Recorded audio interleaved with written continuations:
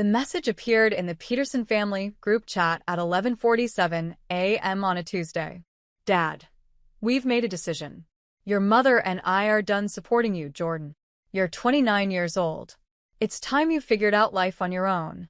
I was in a conference room when my phone buzzed. 20 executives from a Fortune 500 company sat around the table, waiting for me to continue my presentation on their digital infrastructure overhaul, a $40 million contract. I glanced at the screen. Read Dad's message. Watched the responses pile up immediately. Marcus, my older brother, finally. About time. He's been leeching off you guys forever. Rebecca, my younger sister, maybe now he'll get a real job instead of that tech consultant nonsense. Marcus, tech consultant equals unemployed with a laptop, LOL. Mom, we love you, Jordan, but this is what's best for everyone. You need to learn responsibility. Rebecca, tough love. You got this, bro. But seriously, get it together. I set the phone face down on the table and returned to my presentation. As I was saying, the implementation timeline for Phase 3 will require approximately 8 weeks. During the lunch break, I stepped outside and pulled up my banking app. Found the account labeled Family Support Operations. Clicked through to the automatic payment schedule. Mortgage payment to First National Bank, Peterson residence, $3,200 per month. Car payment, Dad's Lexus, $780 per month.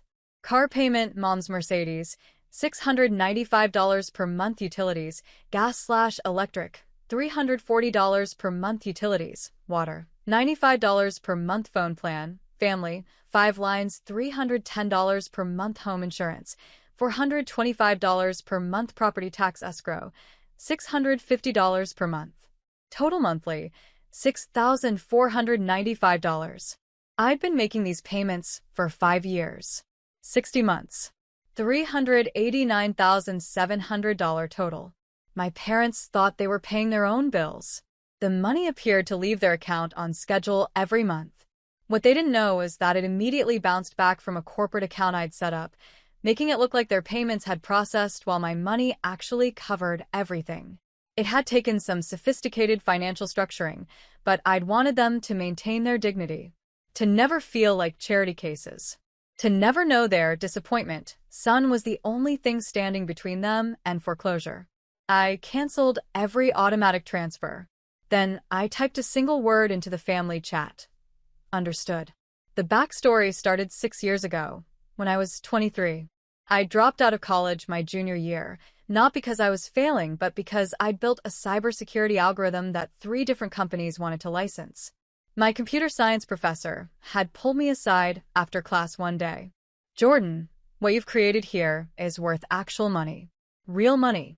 You're wasting time in my class when you could be building a company. My parents will kill me if I drop out, I'd said. Your parents will get over it when you're successful. He'd been half right. I dropped out, licensed my algorithm to a mid-sized tech firm for $800,000, and used that money to start my own consulting company. Within 18 months, I was pulling in $40,000 monthly in contracts. By year 3, I was clearing $150,000 monthly. My parents never believed any of it. Tech consulting, Dad would say with air quotes whenever anyone asked what I did. Which is a fancy way of saying he plays on computers all day.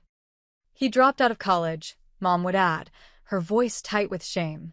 We tried to raise him right, but the truth was simpler and more painful. I didn't fit their narrative. Marcus was the golden child, law degree from Georgetown, married to a doctor, 2 kids, a house in the suburbs. He made $190,000 a year as a corporate attorney and never let anyone forget it. Rebecca was the princess, marketing director at a mid-sized firm, engaged to a financial analyst, constantly posting aesthetic Instagram photos of her blessed life. She pulled in about $85,000 annually and spent most of it on maintaining appearances. Then there was me, college dropout, single, living in a modest apartment, driving a 4-year-old Toyota. I didn't look successful by their metrics, so I couldn't be successful. Never mind that I was pulling in $1.8 million annually. Never mind that I'd been featured in 3 tech industry publications. Never mind that Fortune 500 companies flew me across the country to solve their problems. I didn't have the degree, didn't have the wife, didn't have the suburban house with the two-car garage. So, I was the family embarrassment. The financial support started almost accidentally. 5 years ago, I'd been visiting for Sunday dinner when I'd overheard Dad on the phone in his study. "I understand the payment is late," he'd been saying, his voice strained. "My company had some cutbacks. Yes, I'm still employed, but the commission structure changed. I can get you $1,500 by Friday, but the full $3,200 might take until the 15th. He'd seen me in the doorway and ended the call quickly. "Everything okay?" I'd asked. "Fine. Just some cash flow timing. Nothing for you to worry about." His tone had made it clear the conversation was over. I'd done some quiet digging over the next week. Dad worked in commercial real estate sales, an industry that had taken a beating in the previous recession. His commissions had dropped by 60%. Mom's part-time administrative job brought in maybe $25,000 yearly. They were drowning, but they'd never admit it, especially not to me. Not to the dropout son who'd thrown away his future. So I'd set up the corporate account structure. Made it look like their payments were processing normally from their checking account while my money actually covered everything. They'd never know. Never feel embarrassed. Never owe me anything. I'd told myself it was temporary. Just until Dad's commissions picked back up. 5 years later, they still hadn't. The first sign that something was wrong came 3 days after I canceled the transfers. I was in Seattle for a client meeting when my phone rang. Unknown number. I ignored it. 2 hours later, another call. Same number. Then a voicemail. "Mr. Peterson, this is Jennifer Wu from First National Bank. We're calling regarding the mortgage account for property at 847 Meadowbrook Drive. We show a returned payment, which is unusual for this account. Please call us back at your earliest convenience." They'd called my parents too, of course. But the number on file for account inquiries was mine, a detail I'd arranged years ago, so I'd know immediately if something went wrong. Nothing went wrong because I'd always made sure the money was there. Until now. I deleted the voicemail and opened my email. Sent a message to my attorney. Effective immediately, discontinue all financial support structures for Peterson family accounts. Let me know if any institutions contact you. His response came within minutes. Understood. Are you certain? This will create immediate financial stress for them. I'm certain. The family group chat stayed quiet for almost a week. Then, the following Monday night, my phone exploded. "Mom, Jordan, have you been having any issues with your bank? We're getting some strange notices." I was at a business dinner. I glanced at the message and set the phone aside. 20 minutes later. "Dad, Jordan, I need you to call me. It's important." Then, "Marcus, yo. Mom and Dad are trying to reach you. Pick up your phone." "Rebecca, where are you?" "Family emergency." I finished my dinner. Drove home. Poured a glass of wine. Then I opened the group chat. "I'm here. What's the emergency?" "Dad, call me. Not a text conversation. I'm available to talk here." 3 dots appeared and disappeared several times. Then, "Dad, there's been some kind of bank error. Multiple payments bounced this week. Mortgage, car loans, utilities. We're trying to sort it out, but the bank is saying our backup payment source was discontinued. I have you listed as an account contact for some reason. Maybe from when you lived here? Did they call you?" My heart rate stayed perfectly calm. I'd spent 5 years preparing for this moment, even though I'd hoped it would never come. They called. I told them I'm no longer associated with those accounts. "Mom, what do you mean?" "Jordan, this is serious. We could get late fees." "I understand. That sounds stressful." "Marcus, dude, what's wrong with you? Help them figure this out." "I'm not sure what you want me to do. Dad said they're done supporting me, so I'm being independent like you all wanted. I assume you're all handling your own finances too." "Rebecca, this isn't the time for your attitude. Mom and Dad need help." "With what, specifically?" "Dad, Jordan, I don't have time for whatever point you're trying to make. Did you change something with the bank? Did you close an account?" I took a sip of wine, looked at my phone, thought about 5 years of secret payments. 5 years of tech consultant jokes. 5 years of being introduced as our son who dropped out of college. I closed a corporate account that was handling some automated payments. It's no longer active. Mom, what payments? Various bills. But like Dad said, you're done supporting me, so I figured you didn't need me involved in your finances anymore. There was a long pause. I watched the three dots appear and disappear over and over. Dad, what are you talking about? I screenshot my banking app. The Family Support Operations account. 5 years of transaction history. Every mortgage payment. Every car payment. Every utility bill. Every single transfer. I sent it to the group chat. These payments. I've been covering your mortgage, both car loans, utilities, insurance, and property taxes for 5 years. The corporate account that was handling them is now closed. You're on your own, just like you wanted. The chat went silent. I watched the red receipts appear under my message. Mom. Dad. Marcus. Rebecca.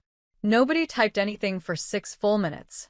Then, Marcus, this is fake. You don't have this kind of money. Call First National Bank and ask them about the payment source for your parents' mortgage for the last 60 months. They'll confirm. Rebecca, why would you do this and not tell them? Because they needed help and were too proud to ask. Because I actually care about family, even when they think I'm a failure. Mom. Jordan, we never said you were a failure. I laughed out loud at that. Typed. Last Thanksgiving, you literally told Aunt Susan I was still trying to find myself, while Marcus was actually established. At Christmas, you introduced me to your friends as the one who's good with computers. Last month, Dad told me I needed to get serious about life because I don't have a wife and kids yet. You've spent 6 years making it clear I'm the disappointment. So I stayed quiet and paid your bills and let you think you were doing it all on your own. Because I loved you enough to protect your pride. Dad. Son. We didn't know you were struggling financially too. We would never have accepted money if we'd known you needed it. The audacity of that statement hit me like a physical blow. I'm not struggling, Dad. I own my apartment building. I have 7 figures in investments. I gross about $1.8 million annually. I've been fine. Better than fine. Marcus. Bullshit. You drive a Toyota. Because I don't need to prove anything to anyone. Unlike some people. Rebecca, if you're so rich, why do you live in that tiny apartment? It's a penthouse. I own the whole building. I live in 2,000 square feet because I don't need more. The other units are rentals. Another long silence. Mom, why didn't you tell us? I tried. 6 years ago, when I landed my first major contract, I invited you all to dinner to celebrate. Dad spent the whole meal telling me to go back to college because tech bubbles always burst. Marcus gave me a lecture about financial stability. Rebecca asked if I'd considered getting a real job with benefits. So, I stopped trying to tell you. I just quietly made sure you were okay and let you think whatever you wanted to think about me. Dad, we're your parents. We were trying to guide you. You were trying to fit me into your idea of success. And when I didn't fit, you wrote me off. The next few days were chaos. I watched from a distance. Mom called 14 times. I didn't answer. Dad sent a long email explaining that they'd always supported me in their own way and that I was taking things out of context. Marcus sent angry texts accusing me of financial manipulation and holding this over their heads. Rebecca tried the sympathy route. I know you're hurt, but this is cruel. They're our parents. I responded to exactly one message, Rebecca's. What's cruel is spending 5 years being the family punchline while literally keeping everyone afloat. What's cruel is watching them brag about Marcus's salary at every gathering while I'm paying their mortgage. What's cruel is we're done supporting you when the only support that existed was flowing in the opposite direction. She didn't respond. 2 weeks after I canceled the transfers, my attorney called. Your father wants to meet. He's asking if you'll see him. No. He's offering to pay back everything. He has some kind of payment plan drawn up. That stopped me. He what? He came to my office yesterday with a spreadsheet. He wants to repay the full amount, $389,700, at $2,000 monthly. It would take him 16 years. I closed my eyes. He can't afford that. I told him as much. He said he'd make it work. Sell the cars, downsize the house, whatever it takes. My attorney paused. Jordan, I think he's serious. Tell him no. You don't want the money back? I never wanted the money back. That's not what this is about. Then what is it about? I looked out my office window at the city below. It's about them seeing me. Actually seeing me. Not who they want me to be, or who they're embarrassed I'm not. Just me. I'll tell him you declined the payment plan. What should I say about a meeting? Tell him I'll think about it. 3 weeks after the canceled transfers, Marcus showed up at my building. The doorman called up. Mr. Peterson, your brother is here. Should I send him up? No. I'll come down. Marcus was pacing in the lobby, still in his work suit. He looked exhausted. Nice building, he said when he saw me. You really own this? Yes. All 6 units. Yes. He ran a hand through his hair. Jesus, Jordan. Why didn't you say something? I did. None of you listened. I mean, really say something. Show us. Prove it. I shouldn't have to prove my worth to my own family. I stayed standing. Didn't invite him to sit. What do you want, Marcus?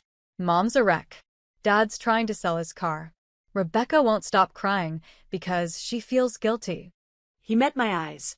You made your point. Can we fix this now? What point do you think I made? That we underestimated you. That we were wrong. Fine. We were wrong. You're successful. We get it. Now can we move past this?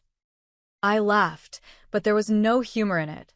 You think this is about proving I'm successful? Isn't it? Marcus, I paid their bills for 5 years. I never told them. Never asked for credit. Never threw it in anyone's face. I did it because they needed help, and I could help them. My voice stayed level. And the thanks I got was being told they were done supporting me in a family group chat while you all laughed. That's not about success. That's about basic human respect. We didn't know. You didn't ask. That's different. I headed toward the elevator. Tell Mom and Dad I'll pay for the mortgage for 2 more months. That gives them time to refinance for an amount they can actually afford. After that, they're on their own. Truly on their own. Jordan, wait. I'm not doing this, Marcus. Not today. Not with you. The elevator doors opened. You spent 6 years making jokes about my career. You want to fix things? Start by looking in the mirror. I stepped into the elevator and pressed the button before he could respond. 6 weeks after everything imploded, I received a letter in the mail. Actual pape, actual stam. My father's handwriting on the envelope. I almost threw it away. Instead, I poured a drink and opened it.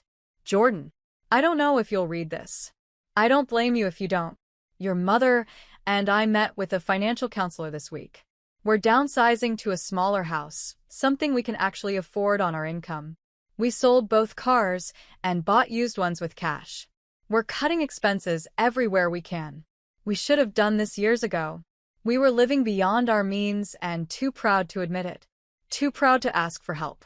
And when help came from you, we were too blind to even see it. Marcus showed me the messages from 6 years ago. When you tried to tell us about your first big contract. I read what I wrote to you that night. Tech bubbles always burst. Get a real job. I don't remember saying those things, but I believe you that I did. I'm not asking for forgiveness. I'm not asking for anything. I just want you to know that I see you now. I see what you built. I see what you did for us.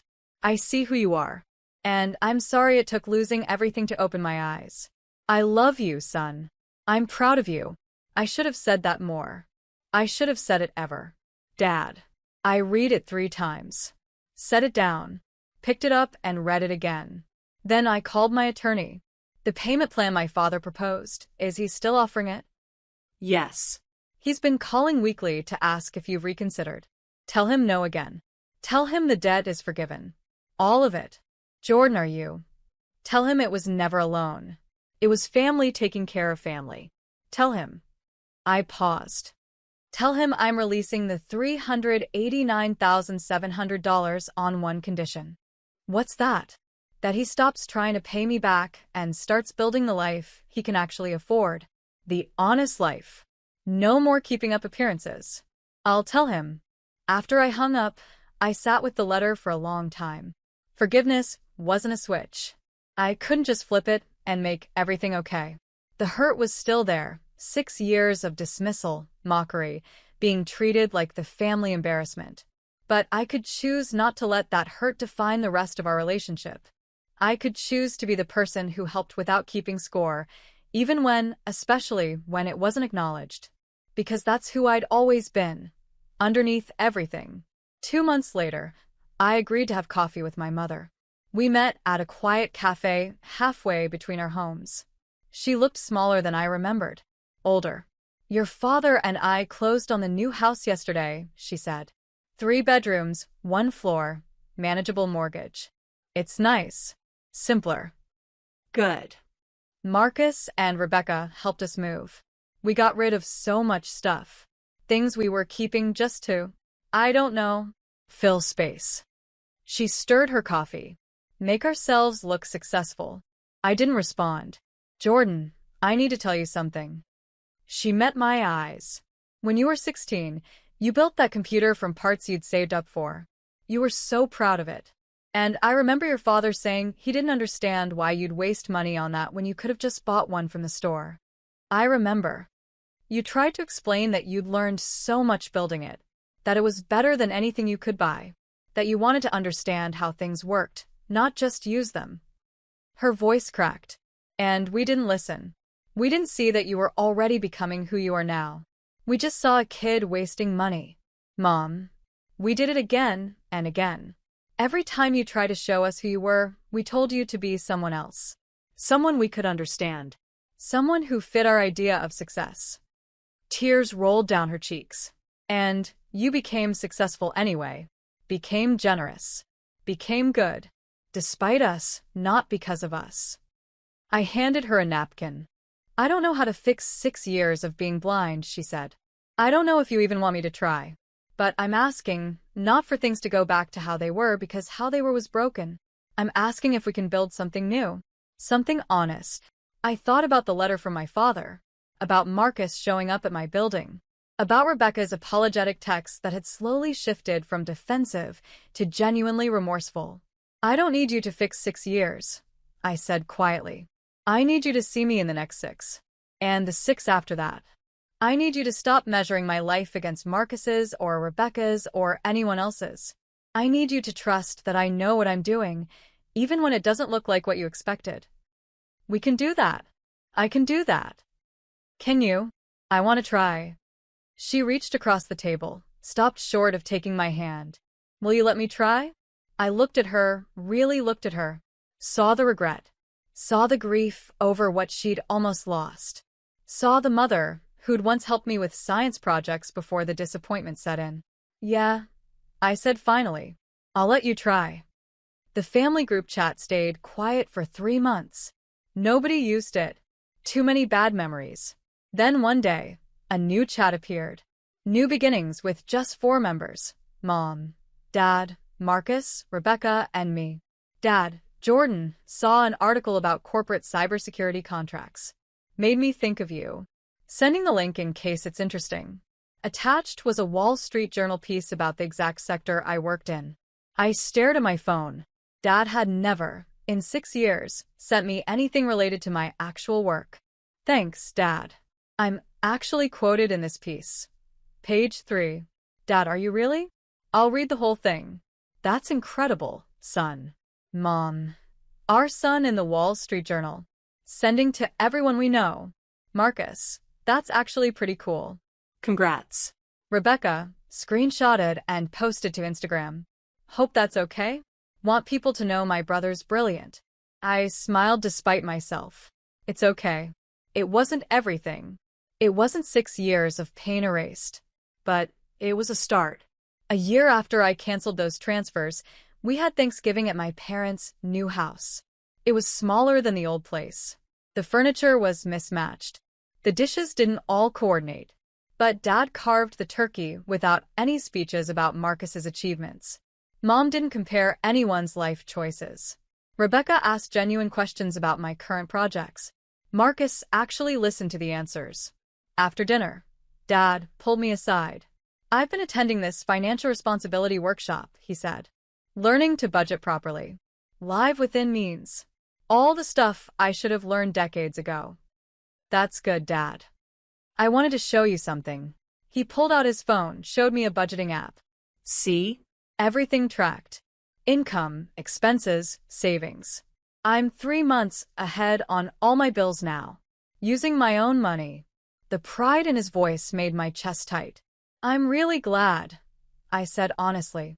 I know I can't repay the money you gave us, but I can repay the lesson you taught me. He met my eyes. That real success isn't about looking successful. It's about being honest, being stable, being the kind of person who helps others without needing credit. You taught me that lesson first, I said quietly. Before things got complicated, you used to help neighbors fix their cars for free. Remember? He blinked, surprised. I'd forgotten about that. I hadn't. That's who I thought fathers were supposed to be. That's who I tried to be. We stood there in his modest kitchen in the house he could actually afford, and for the first time in 6 years, I felt like he actually saw me.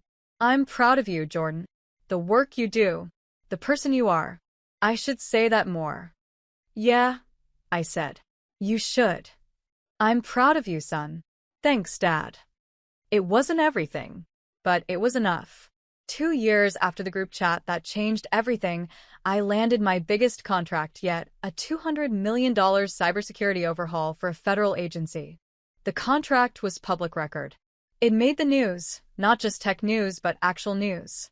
My phone rang at 7 a.m. the day after the announcement. Dad. Jordan, your mother and I just saw CNN. Did you really just sign a $200 million contract? It's a 3-year contract, but yeah. Silence on the other end. Then, my God. I don't even have words. It's a good contract. Jordan. His voice was thick. I'm sorry.